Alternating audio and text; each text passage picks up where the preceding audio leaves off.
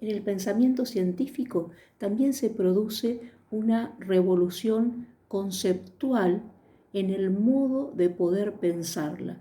El pensador que trae este nuevo modo de pensar la ciencia es Thomas Kuhn, podríamos decir uno de ellos, es Thomas Kuhn, que va a romper con esta idea de la ciencia como progreso, es decir, de poder concebir el conocimiento como un progreso acumulativo y que la ciencia entonces va actuando a través de una evolución y de un conocimiento que se va acumulando en relación en la historia.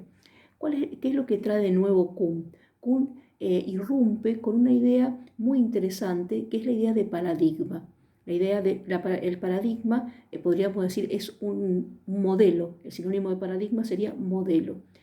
Este paradigma, dice Kuhn, es un modelo, un marco de referencia que construye la comunidad de científicos para poder pensar una problemática. Entonces, toda la realidad, es decir, o parte, mejor dicho, de la realidad, va a tener sentido y va a ser significada desde ese paradigma. Por fuera de ese paradigma, podríamos decir, las cosas o tienen otro sentido, porque se miran desde otro lugar, o no tienen sentido. Pero ese recorte o ese paradigma va a ser el marco de referencia desde el cual se va a pensar o se va a acceder a la realidad. ¿Por qué se cambia de un conocimiento a otro? Decíamos que antes se pensaba la ciencia como un conocimiento progresivo lineal. ¿Por qué la ciencia puede cambiar de conocimiento, puede cambiar del modo de significar la realidad de un lugar a otro? Y Kuhn va a decir, porque se cambia de paradigma. Entonces, lo que antes se pensaba de una forma, ahora se piensa de otra, porque hay otro marco de referencia desde el cual nosotros podemos pensar ese aspecto de la realidad.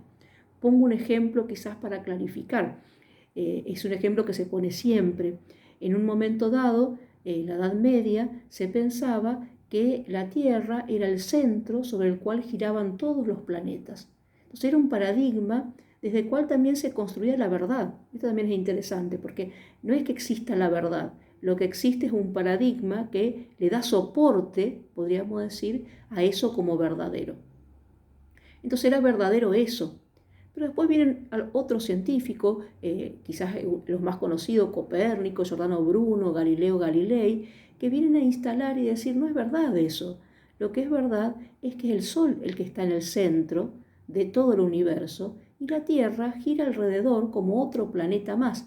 Es decir, esto desinstala a la Tierra del centro y de alguna forma también desinstala al hombre del centro de todo el universo. Entonces, fíjense ustedes que se pasa de un paradigma geocéntrico a un paradigma heliocéntrico. Lo que era verdadero en el antiguo paradigma ahora ya no lo es. Entonces, la ciencia en realidad no progresa en forma lineal. La ciencia lo que hace es ir rompiendo paradigma para construir otro. Y esto también nos trae y nos hace pensar desde Kuhn que la ciencia no es neutra, que muchas veces los paradigmas científicos se sostienen más allá de si son verdaderos o falsos. Se sostienen porque hay una cuestión de poder, porque ustedes sabrán, a lo mejor porque han estudiado en historia, cómo costó, y bueno, le costó la vida a Giordano Bruno poder pensar de que la Tierra no estaba en el centro de todo el universo. Costó que Galileo Galilei se retractara, costó, como les decía, que Giordano Bruno lo quemaran en la plaza pública, en Roma, etc. Es decir, costó lo que significa para aquellos que sostenían el antiguo paradigma correrse del poder dominante. Entonces, esto nos trae otra cuestión, ¿no?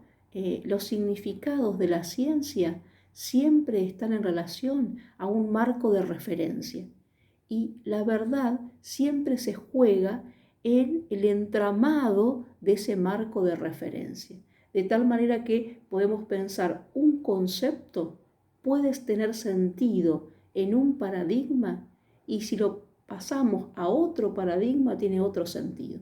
Entonces, se empieza a ubicar a la ciencia también desde un lugar diferente.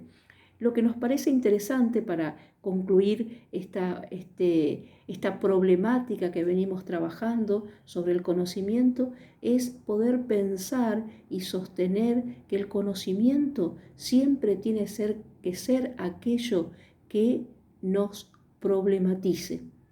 Y si nos problematiza, significa que se han instalado preguntas.